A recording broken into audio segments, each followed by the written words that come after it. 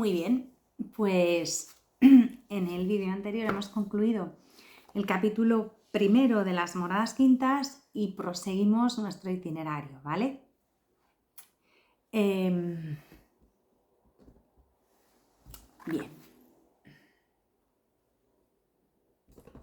Perdón, estoy intentando colocar esto un poquitito más centrado. Perfecto, vale. Bien, pues hay una palabra que tendría que estar, que sería quizás un poquito la síntesis de este capítulo segundo de las moradas quintas que vamos a empezar a ver, ¿no? Y la palabra que a lo mejor es como el encabezado de este capítulo, o mejor que el encabezado, la síntesis de este capítulo, pues la palabra sería metamorfosis, ¿vale? Metamorfosis es una palabra, un vocablo que tiene una larga historia en la literatura, ¿no? Y sobre todo también en la literatura profana, y con versiones muy diferentes y equivalentes en la ciencia y en la mística. En la ciencia, la doctrina de la evolución ascendente de la vida y de los vivientes, o sea, esto es como muy así, ¿no? Y el ejemplo típico de metamorfosis, por lo menos yo lo recuerdo así, de cuando era niña, era el del renacuajo que acaba convirtiéndose en rana, ¿no? Entonces, pues la metamorfosis del renacuajo, que nace renacuajo, y pues, yo me acuerdo que mi idea de metamorfosis, como me lo explicaron, fue eso, ese cambio desde que uno nace hasta que llega a la plenitud de su estado, que se parece un renacuajo a una rana, pues de entrada en nada. Bien. Y luego en la literatura pues hay un montón de cosas, ¿no?, que también hacen alusión a esto, incluso pues acordaos de los mitos de la antigua Grecia, de Roma. Ahora mismo no me acuerdo muy bien, pero aquellos árboles que se transformaban, los árboles en animales, los hombres en dioses, o sea, todo eso está ligado a la palabra metamorfosis, ¿no? Y en la mística o en la religión tenemos el anhelo profundo del hombre por irrumpir en la espiral de lo divino, ¿no? Y entonces ahí es donde también nuestro corazón experimenta un cambio, una metamorfosis. Nuestra metamorfosis sería una especie de divinización, de ir de lo puramente humano pues eso, a la unión con Dios, que es en lo que estamos, ¿no? Y bueno, y hay una metamorfosis también, por llamarlo de alguna manera, en las religiones orientales, que pues recordemos así de pasadilla el famoso nirvana, ¿no? Bien, hay un resorte secreto clavado en la entraña profunda del ser humano que dispara en todas las direcciones ese anhelo cósmico, biológico, religioso, en escalada hacia una plenitud, hacia algo más, mayor, mejor. Y Santa Teresa es un testigo fuerte en su propio corazón y en su propia vivencia de este anhelo, ¿vale? También es testigo en su realización en cristiano, o sea, ella es testigo de una metamorfosis cristiana, ¿vale? De un proceso de cambio en su propia vida, remodelada por una fuerza superior que va mucho más allá de lo meramente biológico y psicológico, ¿no? Esto no quiere decir que todo lo que le rodea no vaya siendo transformado con ella. Se transforma su visión y su percepción de todo aquello que rodea a Santa Teresa, ¿no? Y todo su ser, cuerpo y alma, toda su persona entra en la esfera de lo trascendente, en la esfera de Dios, en la esfera de lo divino, ¿no? Es una especie, se podría llamar así, es una metamorfosis mística. Bien, todo esto está como muy en el aire, pero vamos a ir aterrizando. Todo lo que ella va a exponer emocionada en este capítulo segundo de las moradas quintas, porque cuando uno lo lee, percibe en ella la emoción de lo que está viviendo, pues que nos hallamos en una encrucijada en el castillo, ¿no? En un cruce de corredores o pasillos, por decirlo de alguna manera. Bien, pues lo plantea de la siguiente manera. Por un lado, está el proceso de crecimiento del cristiano, de su vida en Cristo, y lo normal es que llegue un momento en que se logre la unión del hombre con Dios. Eso es lo normal, porque eso estamos llamados, ¿vale? Eso es lo natural. Unión, que ya lo hemos visto en el capítulo anterior, en los vídeos anteriores, es una palabra, un vocablo con un hondo calado en la experiencia de los místicos, ¿no? La palabra unión está muy ligada a la mística. Y la expresión suprema de esta unión es el caso de Jesús mismo. O sea, Jesús es modelo para todo, hasta de esto, ¿vale? Sí, porque en él la unión de lo humano y lo divino llegan en su persona al cenit, a lo más alto. Y nosotros estamos llamados a imitarle también en eso, en esa perfecta integración de lo humano y lo divino, ¿sí? En nuestro propio corazón. Bien, en el cristiano ordinario esa unión pues se realiza, que esa unión que contemplamos en Jesús se va reiterando como una sombra que se esclarece día a día y que tiene su máximo esplendor en el místico. El místico es el que lleva esa unión de lo humano y lo divino a cotas, pues, y la mayoría, pues andamos ahí, la mayoría de los cristianos estamos en preescolar de unión, en parvulitos, ¿vale? Intentamos compaginar dentro de nuestro corazón lo humano y lo divino y se lía mucho todo a veces y hay muchísimas luchas y tal. Pero cuando ya llegamos aquí a las moradas quintas, se supone que esto ya lo tenemos un poco más calmado, más sosegado, más organizado. Ya hemos pasado las moradas terceras donde todo se acomoda. El problema es que a veces uno se quede demasiado acomodado, ¿no? Se queda ahí tan concertado en sus propias razones, que dice la Santa Madre, que se queda ahí para siempre. Que bueno, tampoco está mal del todo porque está dentro del castillo, pero no es lo ideal. Lo ideal es llegar aquí, ¿no? A esta unión. Y esa unión del hombre con Dios pasa a través de la muerte, ¿no? Hay una muerte, una manera de muerte radical a la anterior forma de vida humana, tan arraigada en lo terrestre, tan limitada por el lastre del mal y del pecado, y hay que dar como un hachazo a eso, morir a esa vida anterior y renacer, empezar una vida nueva. Pero es muerte, ¿eh? Y este paso por la muerte para llegar a la unión lo expresa como nadie San Juan de la Cruz cuando dice: matando, muerte en vida la has trocado, ¿no? Es este momento.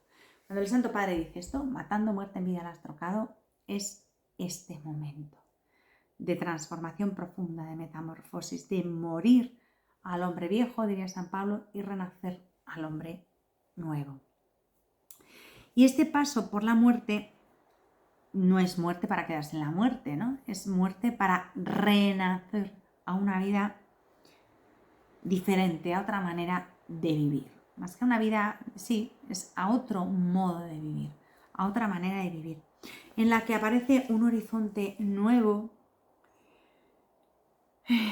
una psicología nueva, unos criterios nuevos, unas prioridades nuevas y sobre todo una nueva apertura importantísima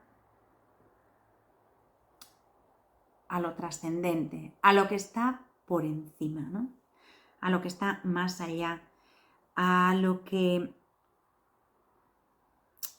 de alguna manera tira de nosotros hacia arriba. O sea, en el alma, cuando llega a este punto, en el alma se enciende un apetito, una apetencia, una apetencia de alguna manera insaciable, bendito sea Dios por ello, una apetencia insaciable de más vida de esa, del estadio superior. O sea, no vida la que tenemos ahora aquí, sino una vida superior. El alma empieza a tender cada vez más y más y más y más a Dios. siempre. O sea, si hasta ahora tenía sed, ahora ya tiene una sed devoradora, ¿no? Y si hasta ahora tenía hambre, ahora tiene un hambre insaciable de Dios, ¿m? Y del cielo. O sea, el deseo de ese estar con Él, de esa unión, de ese quitar todo lo que pueda ser impedimento, traba, barrera, limitación para gozar de Dios, pues cada vez es más evidente. Entonces nos encontramos con que unión, muerte mística, y vida nueva son los tres eslabones de esta cadena. De la unión a Dios ya nos ha dicho Santa Teresa en el capítulo anterior. Y ahora va a hablar de las otras dos cosas, ¿no? De la muerte mística y de la vida nueva. Y nos va a empezar a presentar aquí un símbolo precioso de transformación, ¿no? Que ya es conocido también, nos suena un poquillo.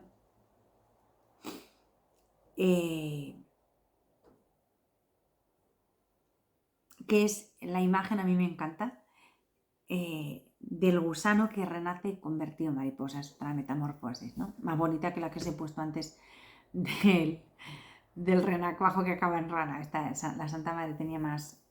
Y esto es muy bonito porque mirad, cuando Santa Teresa, si es que todo tiene eso, que la vida se refleja en todo y Dios se sirve de todo lo ordinario para conducir al hombre hacia sí, ¿no? Cuando Santa Teresa empieza a escribir estas páginas del castillo, en las moradas quintas, pues acaba de regresar hace nada de Andalucía, ¿vale? Y allí en Andalucía ha conocido de cerca la maravilla del gusano de seda, que en Castilla, por lo visto, no había. Yo me he enterado de eso pues aquí, porque yo no sabía que no había. Bueno, pues entonces, en el huerto del convento, en Beas, me imagino, no sé si en Sevilla, pues no ha tenido ni moreras ni gusanos de seda, ¿vale? Pero le han traído a casa más de un cesto de capullo, seguro la gente le ha llevado porque es algo hermoso y al mismo tiempo valioso, ¿no? Y entonces ella ha visto eso y probablemente cuando le hayan llevado los capullos habrá trabajado, porque ese será un trabajo habitual, en el hilado de la seda, o sea, esos capuchitos de los que ha salido el gusano, después hay que hilarlos para sacar la seda, ¿vale? Entonces probablemente ella habrá trabajado en eso. En Castilla trabajaba más en hilar lana, que es más castellano, y en Andalucía probablemente le han llevado este trabajo, ¿no? Es un trabajo pues de hilado, normal, las monjas hilaban, pues en Andalucía hilaban seda. Y probablemente cuando ella ha visto esos capullos, porque sí, se entra muy dentro de lo probable, ella ha preguntado, se ha interesado qué es, qué, cómo, y le han contado, ¿no? La historia del gusano. Y de pronto, ahora, cuando está en este punto de las moradas, la historia del gusano de seda que le han contado y de los capuchos que ella ha estado hilando, ella y las hermanas de Andalucía han estado hilando, pues se convierte en un símbolo que ella utiliza para explicar esa transformación mística. Y esta historia pues se le convierte en un símbolo que le brota, que le nace, que le crece desde lo hondo de su corazón y desde su admiración por la belleza creada, ¿no? Del cosmos, de la vida. Podemos pensar, verla maravillada, ¿no? Y flipada, diríamos hoy, ante las maravillas y la sabiduría de Dios, ¿no? De hecho, lo dice en el número 2 de este capítulo segundo de las moradas quintas. Y así, en el símbolo de la metamorfosis del gusano, se le van a unir los dos extremos, el de la transformación biológica y el de la transformación mística. Y al elevar la historieta esta pequeñita, sencilla del gusano a rango de símbolo, porque le da un estatus diferente Teresa al gusano y a la historia del gusano, bueno, al gusano en sí, pone el acento en 3 o 4 momentos del proceso, que son los siguientes. El momento primero es cómo nace el gusano casi de la nada, dice ella en el número 2, de una simiente que es a manera de granos de pimienta pequeños, bajo el influjo del calor del sol y ante el reclamo de la hoja de los morales recién brotados. Hay un momento segundo, es como el gusano ya ha crecido grande y feo, lo dice así, tal cual, grandote y feote y gordote, y la verdad que son feos, yo los he visto y son bastante feos. Se desentraña para tejer su propio cobijo. O sea, tiran de sí mismos, ¿no? Dice ella en el número 2, con las boquillas van de sí mismos hilando la seda y hacen unos capuchillos muy apretados en que se encierran.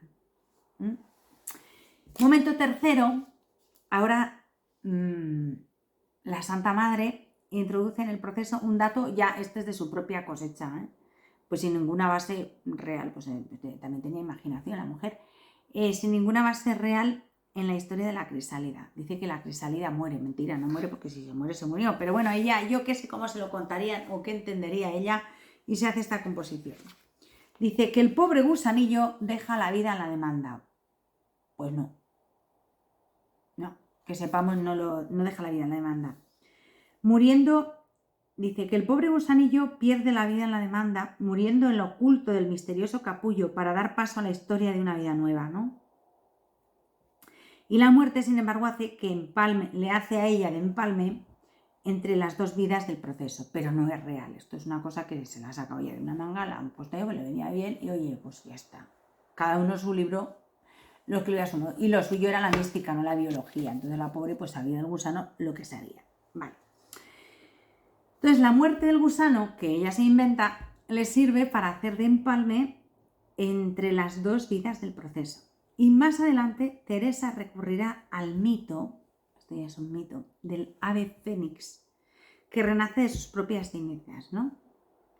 Jesús mismo, dando una versión anticipada de su paso de esta vida a la otra a través de la muerte, había utilizado también la técnica de la parábola, ¿no? Lo que pasa es que Jesús utiliza otro símbolo. Si el grano de trigo enterrado bajo tierra no muere, no da fruto, pero si muere, entonces da fruto copioso. Esto lo leemos en Juan 12:24. Aquí tampoco el grano es que muera, es una manera de hablar, porque un grano de trigo no muere por una razón muy sencilla, porque no está vivo. En realidad, ¿qué le sucede al grano de trigo? ¿Qué tipo de metamorfosis padece el grano de trigo? El grano de trigo se entierra y no muere, repito, porque no está vivo. Lo que pasa es que al enterrarlo, lo que se logra es que toda la parte exterior del grano, la corteza del grano, al estar enterrado, se pudra, se debilite, se rompa, o sea, no se rompa, desaparezca, de suerte que la vida que está pujante y en estado letárgico dentro del grano, cuando está enterrado bajo tierra, esa vida pugna por salir, pugna, y la corteza exterior del grano se debilita, desaparece y esa vida que está dentro del grano queda liberada para brotar. Pero en realidad el grano no muere porque no estaba vivo. Pero bueno, pues también es otro símil que Jesús utiliza, ¿no? Y es muy bonito porque ¿qué quiere decir? Que esto, nuestro exterior, nuestro hombre viejo, nuestra naturaleza, tiene que ser rota, destruida cuando lo enterremos ahí para que pueda brotar la vida nueva que hay dentro de nosotros, esa vida que está en germen, que es la vida de la gracia, ¿no?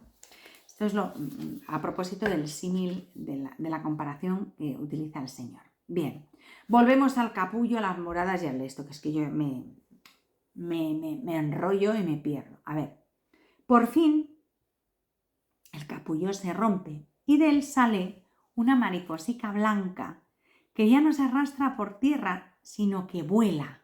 Es una vida totalmente nueva, de estar todo el rato arrastrándose por tierra. Esta mariposilla blanca vuela, es otra manera de moverse, de vivir. ¿Qué tiene que ver arrastrarse con la tierra con volar, ¿no? La comparación es preciosa, porque es que no se parece en nada. Ir ahí despacio, despacio, arrastrándose por la tierra, o volar ligera, grácil. Es mucho más rápida, o sea, es otra manera, ¿no? El revolotear. La comparación es preciosa, o sea, es una manera totalmente diferente de vivir. Ella dice, hanle nacido alas y va a ser invitada a beber el vino adobado, ay madre mía, el vino adobado en la interior bodega de los cantares, dice el número 8. Y la historia de la mariposa símbolo queda abierta hasta que reaparezca entrando en el foco ardiente, que ya llegaremos, del amor del sol divino, en el cual se consuma para la última transformación. Bien, ¿cuál es la lección que nos da la Santa Madre en este símbolo? Bueno, pues Santa Teresa, cuando introduce en todo lo que tenemos, que si tenemos ya pocos símbolos y pocas comparaciones, mete cada vez mete más, ella lo hace en su afán de comunicar algo que es casi imposible de comunicar. Bueno, pues cuando ella lo hace, introducir en el castillo el nuevo símbolo del gusano mariposa, nos dice así: para que veáis, hermanas, qué es lo que en esta obra hace Dios y qué es lo que podemos hacer nosotros. Me quiero aprovechar de una comparación que es buena para este fin. Así nos lo dice en el número 1. Y la comparación es el nuevo símbolo. Esa obra, aludida por la Santa Madre, es la misteriosa unión del hombre con Dios. Pues bien, para ella nosotros solo podemos hacer los preparativos. No tenemos capacidad de hacer nada más que prepararlo, ¿no? Hacer los preparativos, disponernos, diría ella, ¿no? En el lenguaje teresiano esa es una palabra muy repetida, disponernos. Tejer el capullo como el gusano, quitando y poniendo, es decir, despojándonos de nosotros mismos, de nuestra carga de egoísmo, de soberbia, de apego a lo desordenado, y poniendo nuestra voluntad, por decirlo de alguna manera, a punto de caramelo, preparándola, ¿no? En la mano de Dios, entregándole a Él nuestra voluntad así, esa disposición, ¿no? Porque quien tiene que hacer esa obra decisiva en nosotros es Él, nosotros no podemos nada. Y lo va a hacer Él con una actuación totalmente gratuita. O sea, aquí nada es porque seas guay, porque te lo has ganado, porque te lo has merecido, sino estamos ante el misterio de la elección y Él hace lo que quiere, como quiere, cuando quiere y de la manera que quiere. Y lo único que podemos hacer es disponernos, ¿no? Santa Teresa insiste en rechazar todo atismo de voluntarismo, de decir, es que gracias a nosotros y a lo estupenda que sois, todo lo voy a conseguir. No. En nuestros pobres términos, no es el hombre quien por fin se une a Dios, quien subyuga, conquista y vincula a sí mismo a la divinidad. No, para nada. Al hombre se le reserva únicamente el protagonismo de los preparativos. Esto que estamos diciendo, disponernos. Tejer el capucho, ¿vale? Y luego ya Dios es el único protagonista de todo esto. Es el protagonista, es que no hay palabras, el protagonista del don de sí mismo. Pero ese don únicamente está motivado por el amor. O sea, Dios no se da a sí mismo para conseguir algo a cambio. No, se da en gratuidad y en amor. Y difícilmente se hubiera podido explicar esto mejor, subrayar de mejor manera esa negación del protagonismo humano que con el símbolo que ha creado y elaborado la Santa Madre, ¿no? Solo cuando el gusano muere se le concede el milagro de renacer mariposa. O sea, hay que morir del todo para ser transformado en mariposa. Yo no me transformo en mariposa, yo dejo el capucho y me entierro ahí, me dejo morir ahí para que otro, en amor y gratuidad, transforme este gusano moribundo y sin vida, que soy yo, este gusano muerto, en la mariposica blanca, linda y graciosa, que va a salir después del capucho. Y este es el motivo por el cual se ha introducido en el símbolo el momento ideal de la muerte, porque le venía bien para explicarlo, ¿no? Luego ya la ha celebrado con un pequeño canto triunfal, ¿no? A modo de, pues no sé, pues como una especie de epitafio, yo qué sé. En el número 6 dice, muera, muera este gusano, como de hecho lo hacen acabando de hacer para lo que fue criado, y veréis cómo entonces veremos a Dios. Esto está en el número 6. Bueno, pese a que utiliza una serie de vocablos que pueden parecer sombríos y tener una connotación negativa, muerte, muera, morir, ni en el símbolo, ni en su versión doctrinal, ni en ningún momento se ha filtrado nada que tenga tufillo de muerte, ¿no? De cosa trágica. No, para nada. Al contrario, la muerte mística del hombre, Santa Teresa nos la presenta así y lo sabe hacer muy bien, es el mayor triunfo, ¿no? El conseguir dar muerte a sí mismo, dar muerte al hombre viejo, ¿no? Dar muerte sobre todo al egoísmo, ¿no? Es el mayor triunfo del hombre, ¿no? Incluso triunfo psicológico sobre la misma muerte. Y en su historia personal, Santa Teresa, que es una mujer de salud quebradiza, marcada por grandes traumas, que había vivido intensamente el miedo a la muerte, tuvo durante mucho tiempo mucho miedo a la muerte. Ella tuvo durante bastantes años una cosa que no sabemos bien qué era. Hay muchos estudios, se han hecho muchas conjeturas, ¿no? Yo tengo mi propia teoría al respecto, pero bueno, la voy a omitir porque no se trata de que yo me dedique a dar teorías como si fuera la super especialista, no. Pero bueno, lo que sí es cierto es que durante muchos años su mal de corazón le producía una angustia tremenda y atenazante que no le permitía estar sola en su celda. O sea, tenía como una especie de fobia, ¿no? Y su paso por la unión, cuando llega a este punto, le ha barrido como un vendaval todos los miedos. O sea, no le cae un miedo a nada. Y esto ha sido gracia. Porque, bueno, pues porque por nosotros mismos podemos muy poco, ¿no? Y le ha barrido prácticamente, digo, todos los miedos, excepto una cosilla que le queda, que ya lo hice, ¿no? Dice, quedóme poco miedo a la muerte, a quien yo siempre temía mucho. Ahora, esto lo dice en el libro de la vida, Vida 38.5, estamos a esa altura. Capítulo 38 del libro de la vida. Ahora paréceme facilísima cosa para quien sirve a Dios, porque en un momento se ve el alma libre de esta cárcel y puesta en descanso. Y eso mismo que acabo de leer, Vida 38, número 5, ella lo va a ratificar en este mismo libro de las moradas. Moradas séptimas, capítulo 3, número 7. Dice, temor ninguno tiene a la muerte, más que tendría de un suave arrobamiento. El alma que ha llegado a la unión, pues tiene cero miedo a la muerte. O sea, ¿vale? Bueno, y entonces volvemos al gusano, porque aquí nos disipamos, nos divertimos, como diría la santa.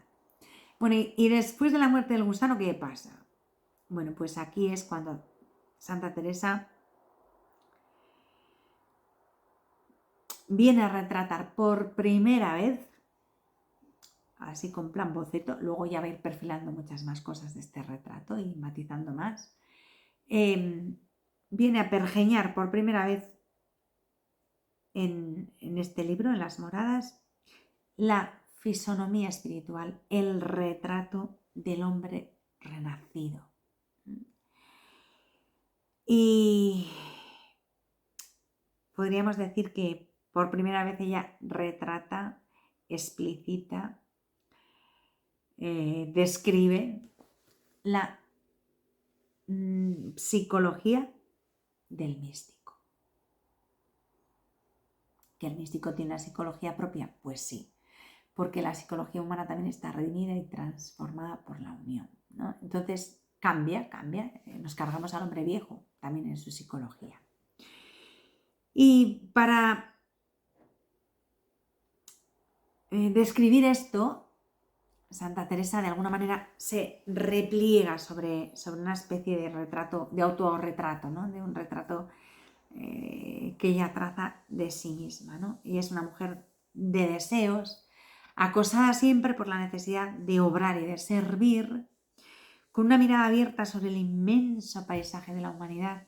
Esto es precioso y muy consciente del drama humano, del drama del hombre, que es capaz de gozar y de penar a la vez y que vive siempre esperando más y más y más. Bueno, pues esa es ella, ¿no?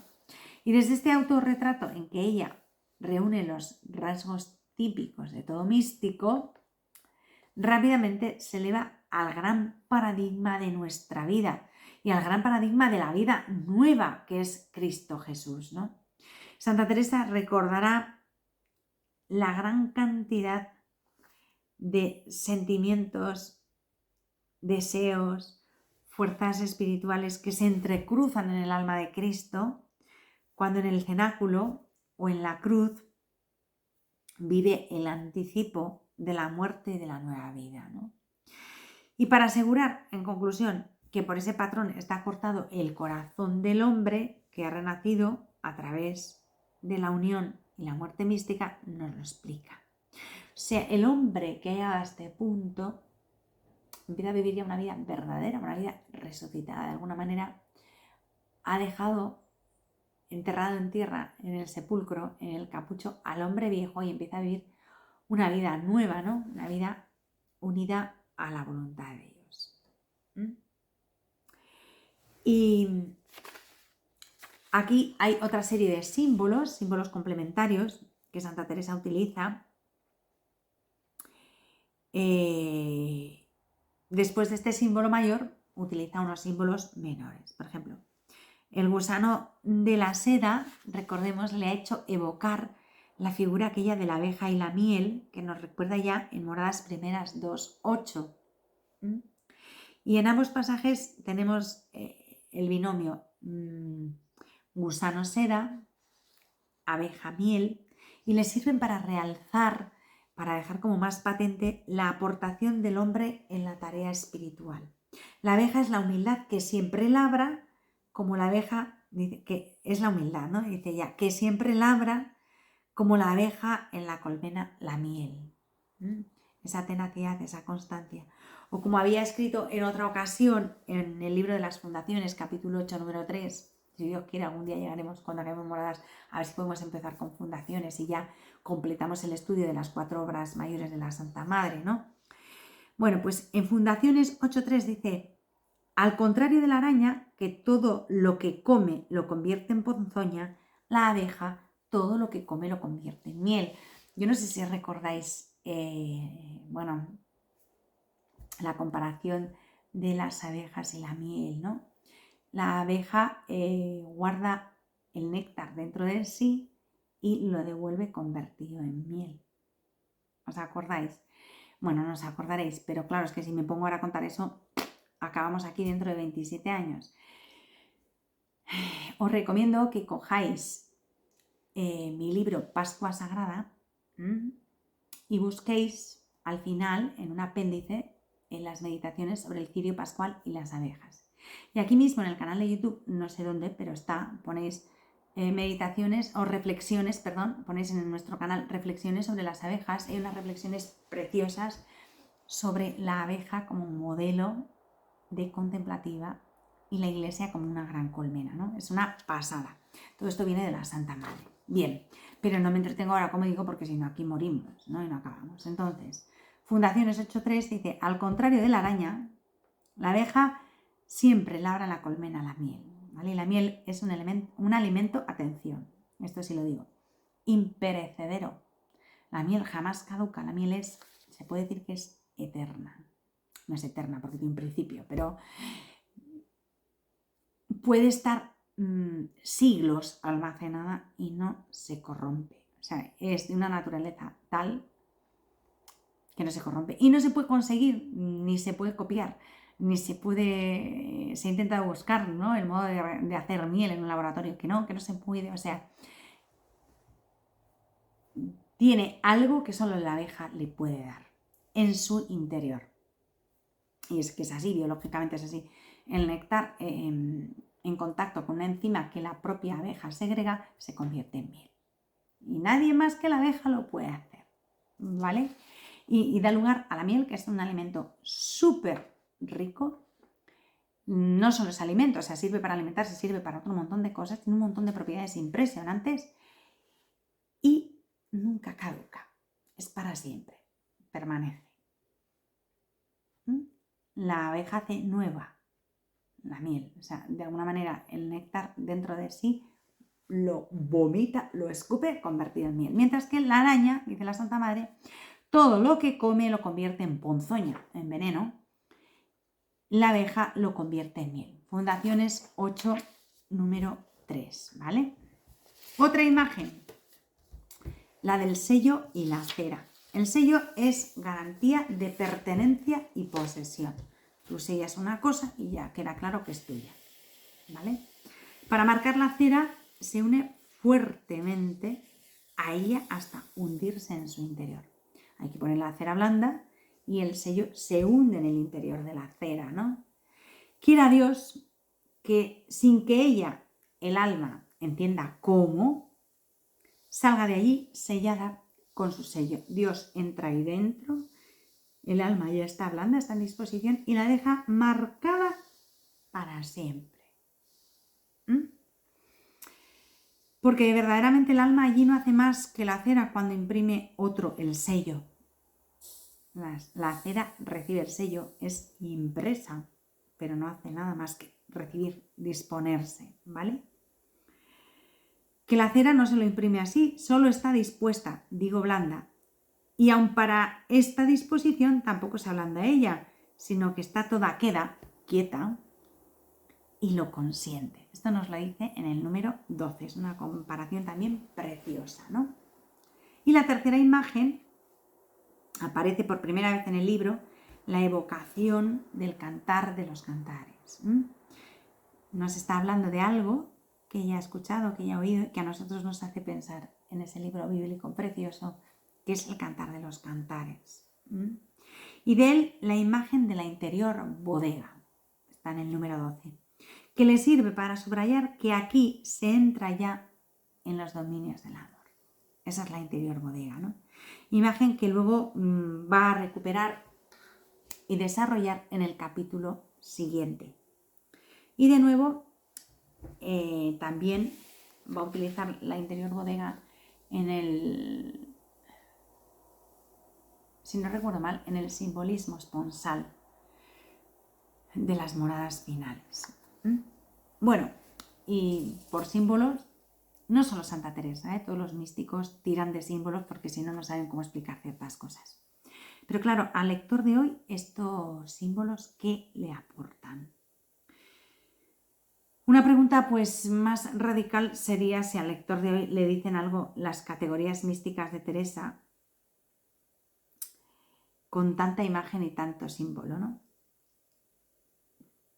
Pues bien, probablemente pocas cosas nos interesan tanto a nosotros, hombres de hoy, como los grandes fenómenos de cambio que marcan nuestra vida y el rumbo de la historia humana.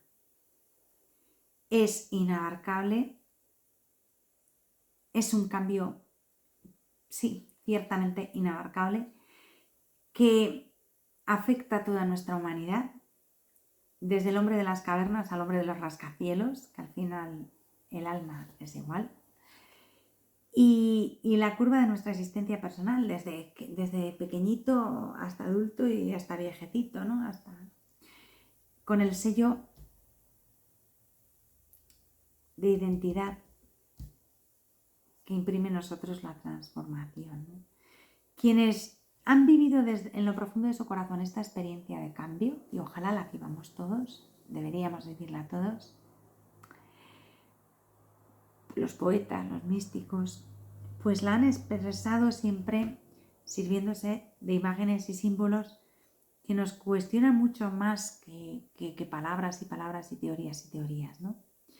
Y metamorfosis es la palabra con la que hemos empezado y con la que concluimos este vídeo, ¿no?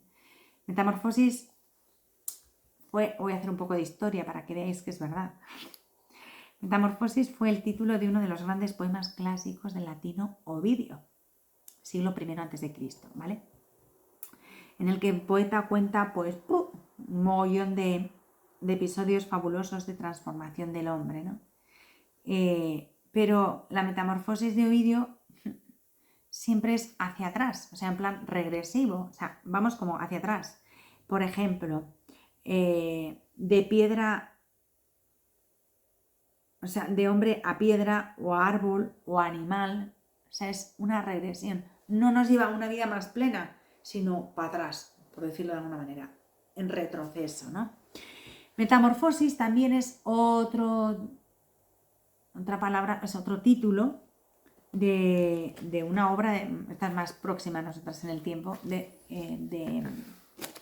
Kafka, ¿no? De Franz Kafka, que ya hemos hablado algo de ella, creo. También para él el símbolo proceso de la transmutación humana va en dirección pesimista y negativa. O sea, tú puedes salir un poco a Kafka y puedes acabar con una depre de caballo, ¿no?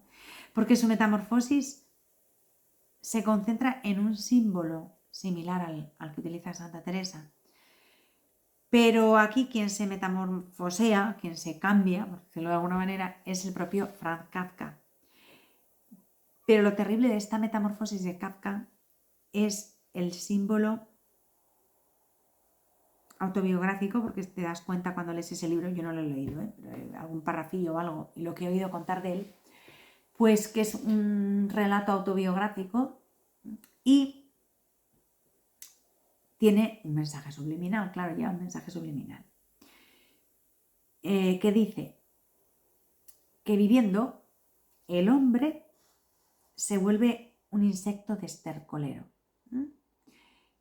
Y así entiende Kafka el sentido profundo de su existencia, ¿no? Y de la existencia de otros. Esto es tremendo, pero bueno, es parte de lo que algunas personas han pensado y piensan, ¿no? En este mundo. Y Santa Teresa responde con un símbolo, que ya lo hemos visto, elaborado por ella, que tiene también contenido autobiográfico, como el de Kafka, pero este no es regresivo, sino proyectivo, no va hacia atrás, sino hacia adelante. Es un signo ascendente, o sea, vamos a mejor. El símbolo que utiliza la Santa Madre es ascendente, es optimista, si cabe la expresión, ¿no? O sea, va para bien. No es regresivo como en Ovidio, como en Kafka, ¿no? Para ella, el pobre gusano, que es grande y feo, nace para convertirse en una mariposica blanca y preciosa, ¿no? En un ser maravilloso, o sea, gana muchísimo, ¿vale? Va hacia adelante, va a mejor. Esta mariposica es nacida para volar y para ser libre, y así entiende ella el sentido profundo de su existencia, y así diseña el perfil de la historia de todo hombre, que es el inquilino del propio castillo, como de la misma manera que la crisálida es la inquilina de su propio capullo, ¿no? Bueno, pues aquí es el momento de contrastar un poco el lector estos dos símbolos, ¿no? Y su fuerza, el optimismo y el pesimismo de los dos mensajes, ¿no? El hacia adelante y hacia atrás. Y desde ellos volver la mirada sobre el secreto del propio corazón, ¿no? De la propia existencia y sobre el misterioso destino de los otros. Hemos nacido para volar, para dejar de arrastrarnos y volar.